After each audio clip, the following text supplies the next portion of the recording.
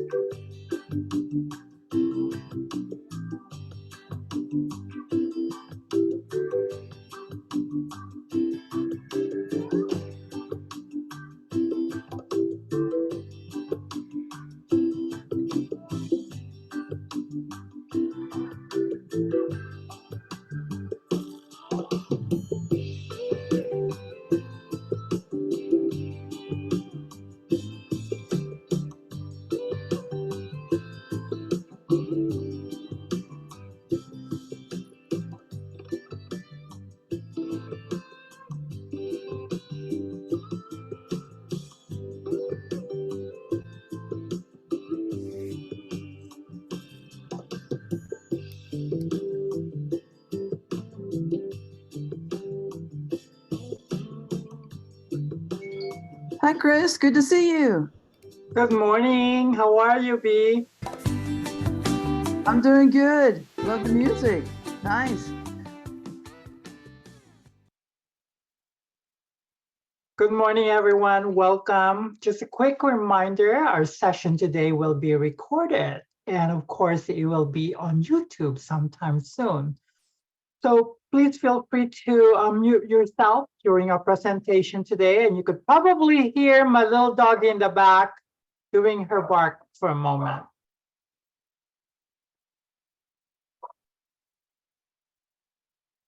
So my name is Kris Ritualo. I'm the Senior State and Community Engagement Specialist with AARP California. I look forward to facilitating today's conversation about the 6 pillars of brain health. Once again, please note that this workshop will be recorded. Before we begin, we have few ground rules. First, let's share the floor so everyone gets an opportunity to talk and we can learn from each other. This is a judgment-free zone, and please utilize the mute button during the call.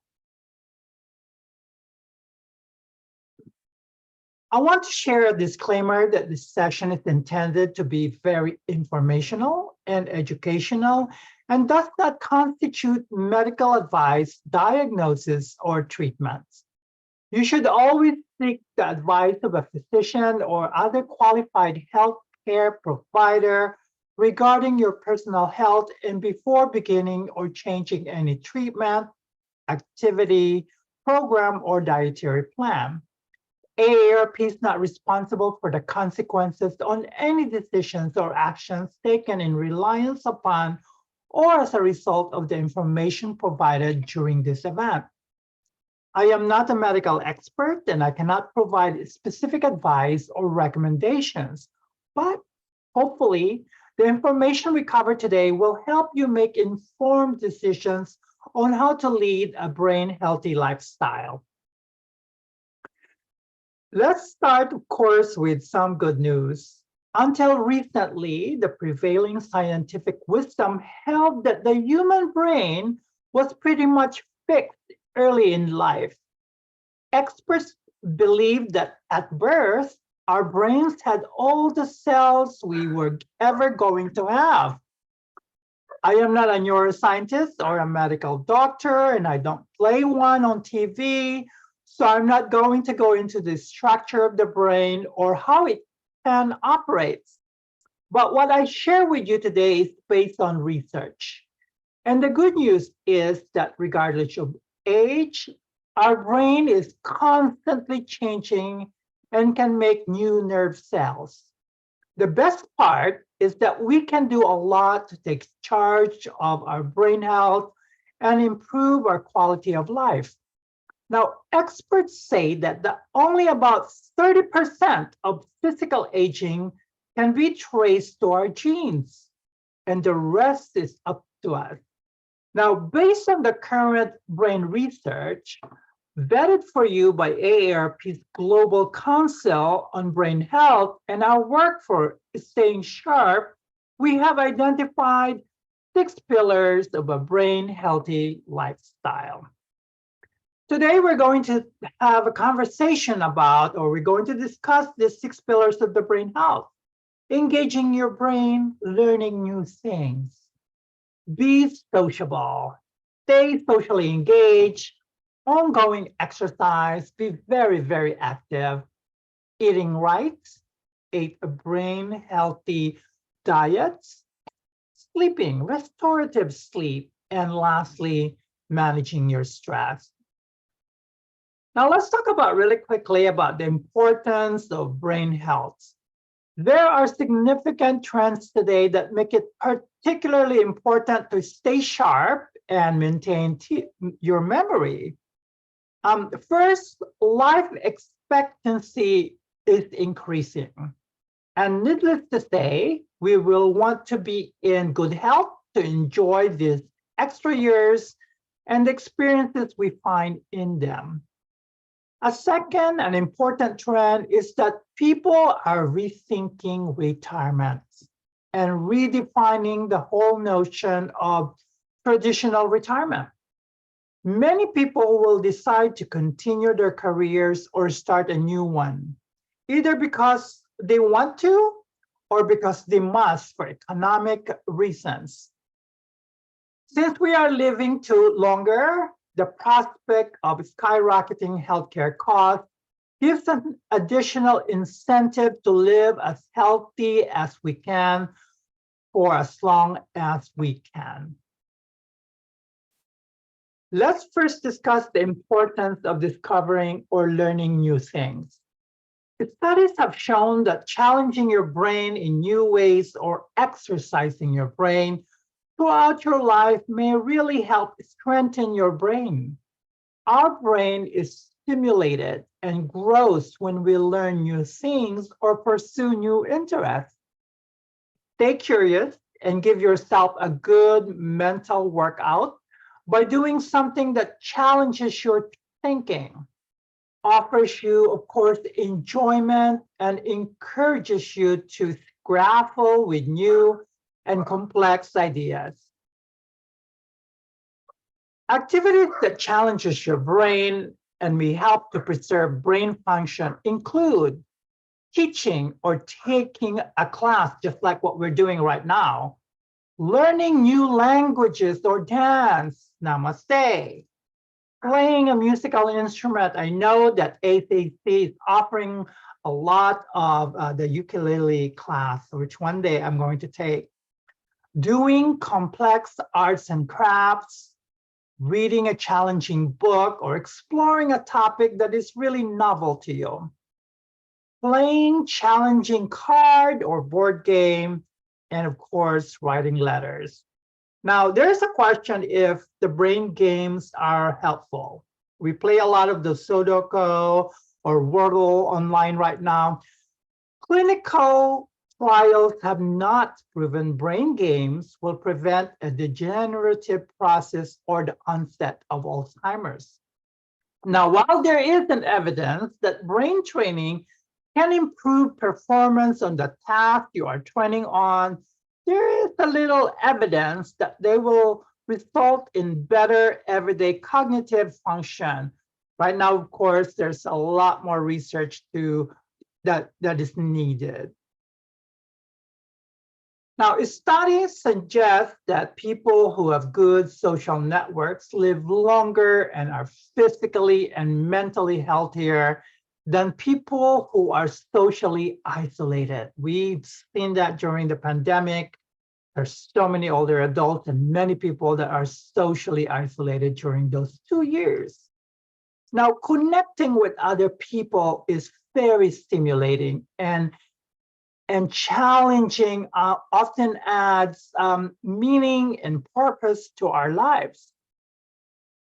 In fact, experts say social connections is a key predictor of health and independence in the later years. So stay engaged with your friends, your family, and of course, the community. According to a study presented at the 2015 Alzheimer's Association International Conference, feeling lonely is really, really dangerous for your brain health. Seek out people who may share your interests. Don't overlook animal companionship. Your furry and feathered friends from really bring great joy and purpose into our lives. Also, consider volunteer opportunities. Explore volunteer opportunities. We're always looking for volunteers in ARP as well as in ACC. Now, the next pillar, we're now in pillar number 3, is called exercise, ongoing exercise. This does not mean you have to become a runner. You just need to move more. So if you're sitting there right now, you just need to probably move a little bit, okay? Get at least 150 minutes of exercise each week. Move about 30 minutes on most days, and walking is a good start. Beyond the physical, exercise has many benefits. It is good for your brain and heart and reduces stress. ACC offers a lot of classes in the community center on exercises. Now, research suggested that being physically active really help with the repair and protect your chemicals in the brain. It also increases the circulation. It reduces anxiety. It improves your sleep. It reduces the risk of diabetes, heart disease, depression, and stroke. So really find activities you enjoy. It is also important to remember to talk to a healthcare provider before you start a new exercise program. So there are some ways to get active. First thing, the weather is starting to cool off and starting to get really nice. Take regular walks with your friends. That will really eliminate the social isolation. Take regular walks with your pets. Really, it really helps you. Build endurance with aerobic exercises like dancing, running, or biking. Work on balance, flexibility, and strength with Tai Chi or yoga. And let's talk about really quickly about strength training. Now, to put it simply, strength training, also known as resistance training, involves using your own body weight or tools like dumbbells or resistance bands to build your muscle mass, your strength, and your endurance. The next pillar, pillar 4, is, of course, eating right, eating a brain-healthy diet. What you eat also has a big impact on your brain. Although no specific diet has been proven to maintain or improve brain health, studies have found that certain eating plans help cognition. Now, these eating plans include Mediterranean diets. We also have the diet called DASH diet, which stands for Dietary Approach to Stop Hypertension Diet, DASH, D-A-S-H. The MIND diet, M-I-N-D, which is the hybrid of the MIND diet, which stands for the Mediterranean diet, and hybrid of also the DASH diet. So it's a MIND stands for Mediterranean DASH, intervention for neurodegenerative delay. You don't need to know all of that. Just remember, it's the MIND diet. So it's a mixture or the hybrid of Mediterranean diet and the DASH diet. Now, this plan includes eating less meat and sweets, consuming more fish, nuts, beans, grains, leafy green vegetables, healthy fats such as olive oil. Now, in general, the field of diet and brain health is really very young. There's still some gap that exists in our knowledge of the effects of nutrients on brain health. Once again, there's a lot of research that needs to be done. Here are some examples of the brain healthy food to add to your diet. Serve your plate with vegetables like kale, spinach, and broccoli. I love spinach. Eat a lot of whole berries, whether they are fresh or frozen or the canned berries, but make sure it's like a little bit of a sugar, not too much of a sugar in your canned berries. All of those, of course, are okay. Use vinegar, lemon, herbs, and spices for flavor instead of too much salt or sugar. Eat more fish like salmon and sardines. And don't forget like nuts like walnuts and almonds. So if you have any suggestions, feel free to put it in the chat room on what brain healthy foods, some examples of the brain healthy food that you're already doing now. Pillar number 5 is called sleeping better. Sleep, as we all know, restores the brain. It is vital to brain health, including cognitive function. It is essential to overall mental and physical health. Start by getting enough sleep. Adults need to sleep at least 7 to 8 hours of sleep in a 24-hour period. Now, practice good sleep techniques. People at any age can change their behavior to improve their sleep. Recommendations include maintaining a regular sleep-wake schedule. So there's an example. Get up at the same time every day, 7 days a week. Listen to your body, go to bed earlier, and adopt an earlier sleep schedule. And of course, expose yourself to light during the daytime and reduce exposure to light prior to sleep, such as avoiding TV and other electronics, such as your iPhone or iPad or Google phones. There are changes to sleep as people age. A person who is 50 should not expect to sleep like they did at age 25. I think you might have remembered, but at age 25 and under, I was in bed all day long. Now, you may have to put more effort to get the restorative benefits of sleep. Sleep is more easily interrupted as you age. Deep sleep decreases between the ages of 30 to 60 years old. Now, the body's internal clock shifts. Older people tend to get sleepier in the evening, and staying up late becomes more difficult.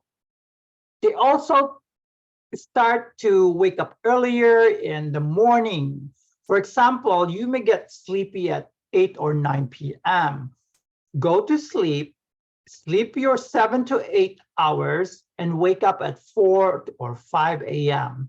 Now, these changes are a normal part of aging, and it does not mean that a person's sleep quality is really bad or worse, or that the person necessarily has insomnia or another sleep disorder.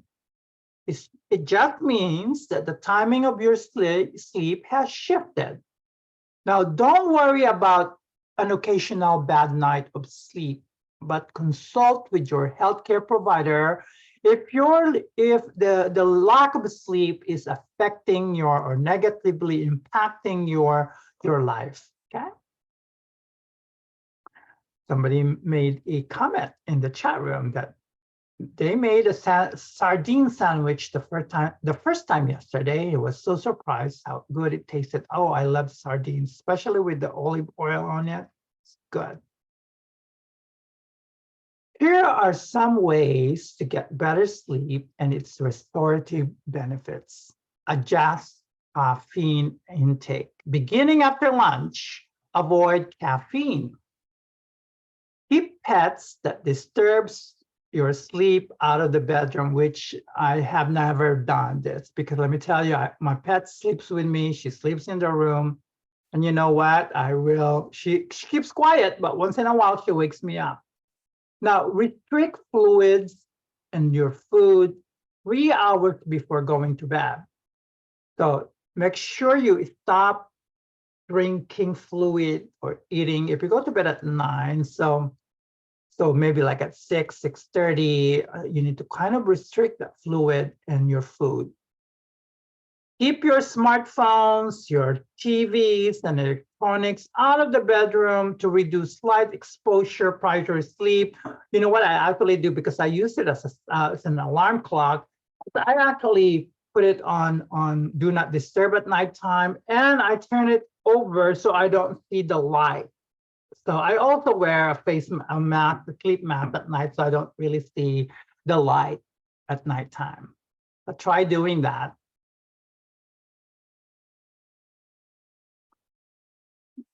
Pillar number 6, sixth pillar of brain health. Number 6 is called managing stress, which includes, of course, exercising regularly, which really helps relieve the mental and the physical effects of stress. Smiling and laughing releases your hormones and brain chemicals to balance the effects of stress. You know, it's so easy to just smile. You just walk to the store and just smile at everyone. People might think differently of you, but you're still smiling. Managing your stress. Distracting yourself with music or reading can really shift you away from repetitively going back over the same issues or problems. So distract yourself with music. So when you're out for a walk, put on your headphone, listen to your music or your podcast. It really helps you relieve your issues or your problems and really helps you with your stress. Stick out green spaces, spend times outdoors if possible, to regularly appreciate and enjoy the nature. So what we have here, so let's talk about social isolation for a minute. We want to do exercise. How can we do that? We go out for a walk, smiling at everyone that we see.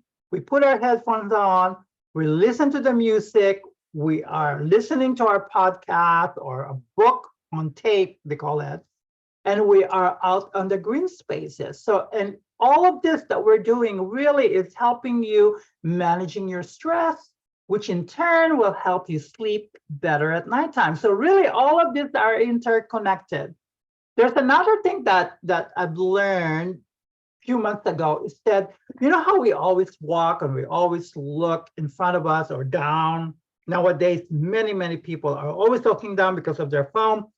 Start looking up and enjoy the clouds up there. Look at the beautiful clouds, enjoy the clouds, and just kind of like enjoy what's up there, not just straight ahead or down there. So try that sometimes.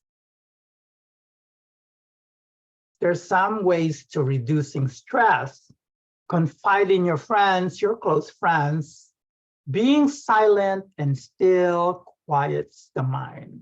So this is like a really great thing that you learn from Tai Chi, which is an ancient slow-moving exercises and yoga techniques. Take a lot of stretch break. Limit your screen time. Give your mind regular moments of rest. Deep breathing. If you are on my presentation today, try to take a deep breath with me. And of course, out.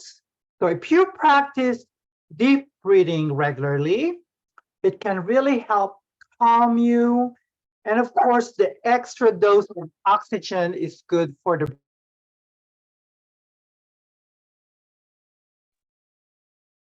Now, what can you do today?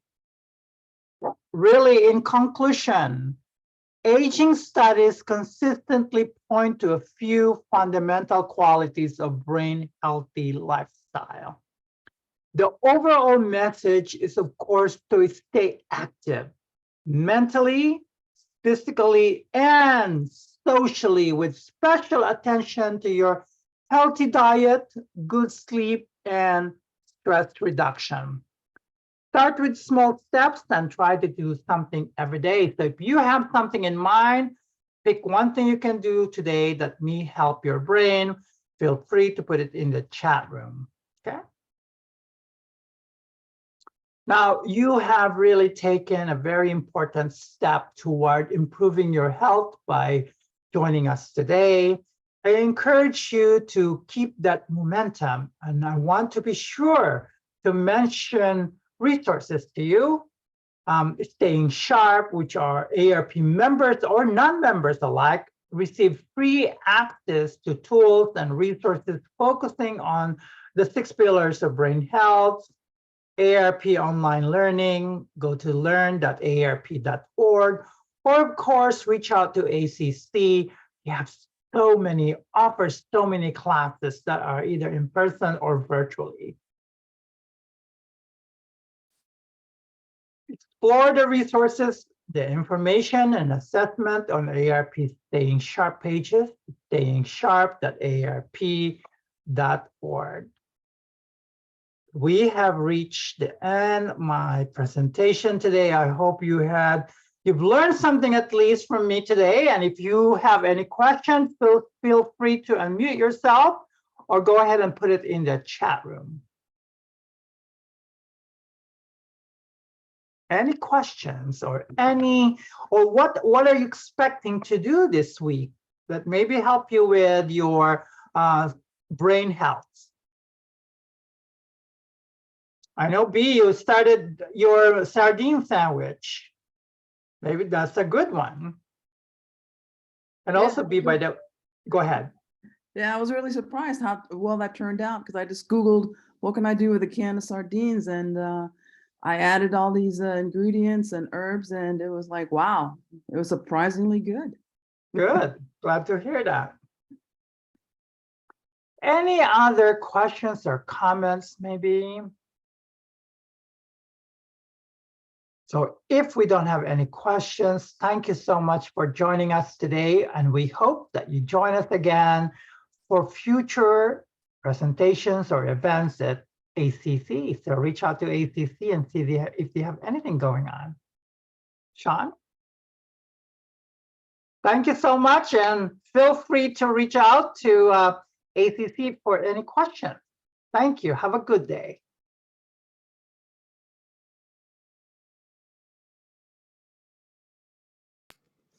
Thank you, everyone. And thank you, Kris, so much for doing that presentation. And this will be up again on YouTube if you've missed it or you just want to review the presentation. And we hope to see everyone at our other classes. So thank you, everyone.